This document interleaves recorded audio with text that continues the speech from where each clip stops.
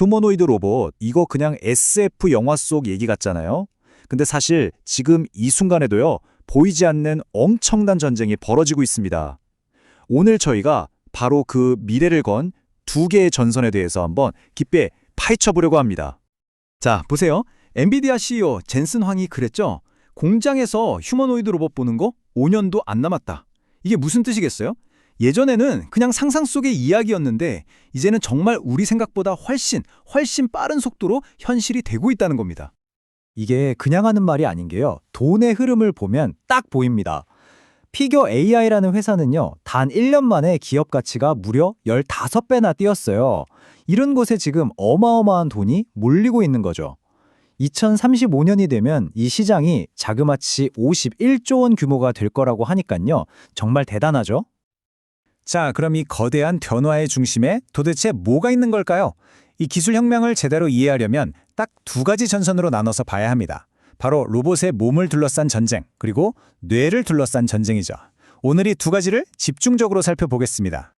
자, 그럼 첫 번째 질문부터 던져보죠. 아니, 수십 년 동안 연구해오던 기술인데 왜 하필 지금 이렇게 터지는 걸까요? 모든 걸 바꿔놓은 결정적인 변곡점이 있었습니다. 그 변곡점은 바로 2022년 테슬라의 옵티머스 발표였어요. 이 사건 하나로 분위기가 완전히 바뀌어버렸죠. 그전까지 사람들이 저거 과연 될까? 이랬다면 이젠 그래서 언제 되는데? 이렇게 질문이 바뀐 겁니다. 여기에 AI랑 공학기술 발전이 기름을 부은 격이고요. 자, 그럼 첫 번째 전선으로 가보겠습니다. 바로 로봇의 물리적인 몸을 만드는 전쟁이에요. 인간의 움직임을 그대로 따라해야 하잖아요. 이게 생각보다 정말 상상 이상으로 어려운 문제입니다. 이 어려운 몸 만들기 문제, 그 핵심을 파고들면 딱 하나로 모아집니다. 바로 액추에이터라는 부품인데요. 이게 정말 믿을 수 없을 만큼 복잡하고 또 중요해요. 한번 우리 손을 생각해 볼까요? 관절이 20개가 넘어서 정말 섬세한 움직임이 가능하잖아요. 바로 이 미세하고 부드러운 움직임을 기계로 똑같이 만들어내는 거, 이게 지금 현대공학이 마주한 가장 큰 숙제 중 하나라고 할 수 있습니다. 결국 액추에이터 기술이 이걸 해내느냐 마느냐에 모든 게 달린 거죠. 이렇게 기술적으로 복잡하다는 건 곧바로 엄청난 비용 문제로 이어진다는 뜻이기도 합니다. 얼마나 비싸냐면요. 놀라지 마세요. 이 액추에이터 하나가 로봇 전체 가격의 무려 60%를 차지한다고 해요. 그러니까 성능도 가격도 사실상 이 액추에이터가 다 결정한다고 보면 되는 겁니다. 자, 그런데 아무리 완벽한 몸을 만들어도 뇌가 없으면 그냥 깡통이잖아요. 바로 이 지점에서 두 번째 전선이 열립니다. 바로 로봇의 뇌를 만드는 전쟁이죠.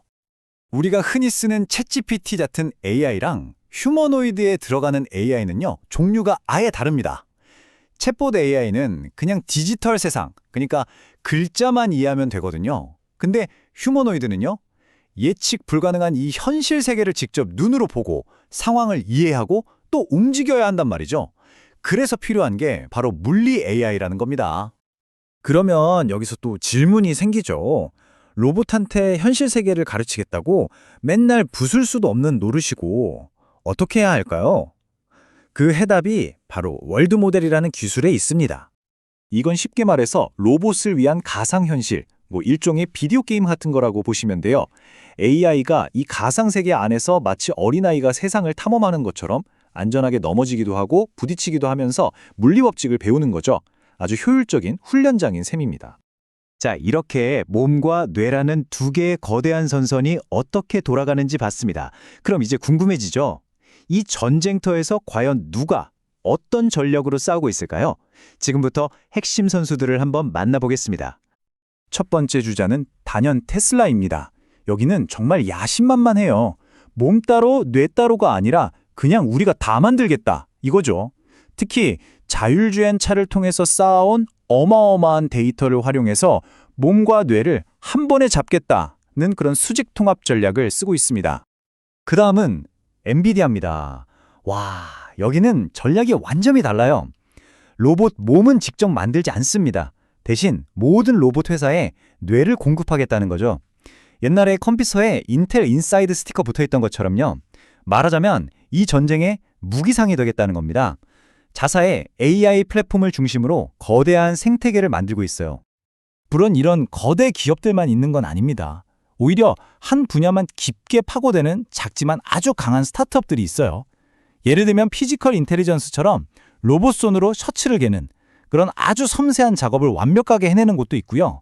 아니면 월드 랩스처럼 아예 AI를 위한 최고의 가상 훈련장을 만드는 데만 집중하는 곳도 있죠.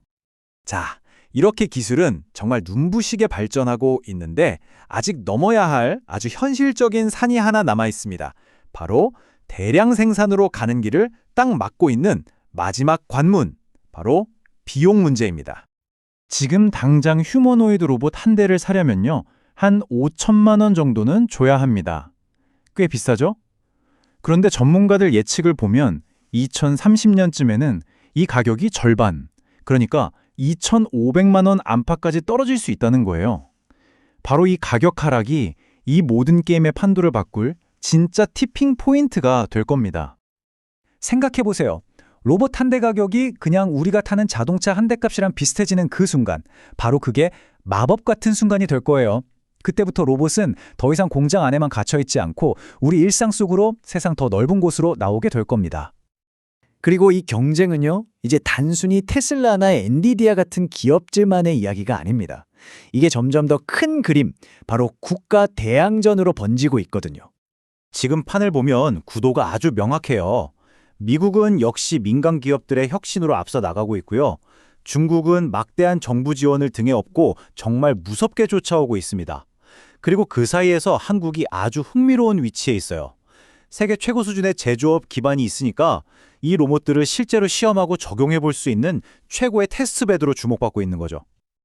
자, 그럼 오늘 이야기의 핵심 다시 한번 정리해 볼까요?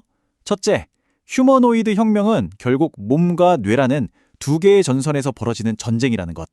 둘째, 이 전쟁에서 이기기 위해 테슬라처럼 모든 걸 다 하거나 엔비디아처럼 생태계를 만들거나 아니면 한우물만 파는 스타트업들처럼 각기 다른 전략이 맞붙고 있다는 점.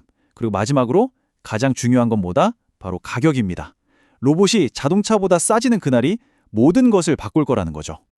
결국 이 모든 기술의 발전은 우리에게 이런 질문을 던지는 것 같아요. 머지않아 휴머노이드가 자동차만큼 흔하고 저렴해질 텐데 과연 그때가 되면 우리의 산업 지형뿐만 아니라 우리 개개인의 일상은 또 어떻게 바뀌게 될까요? 이 엄청난 변화가 정말 바로 우리 눈앞에 펼쳐지고 있습니다.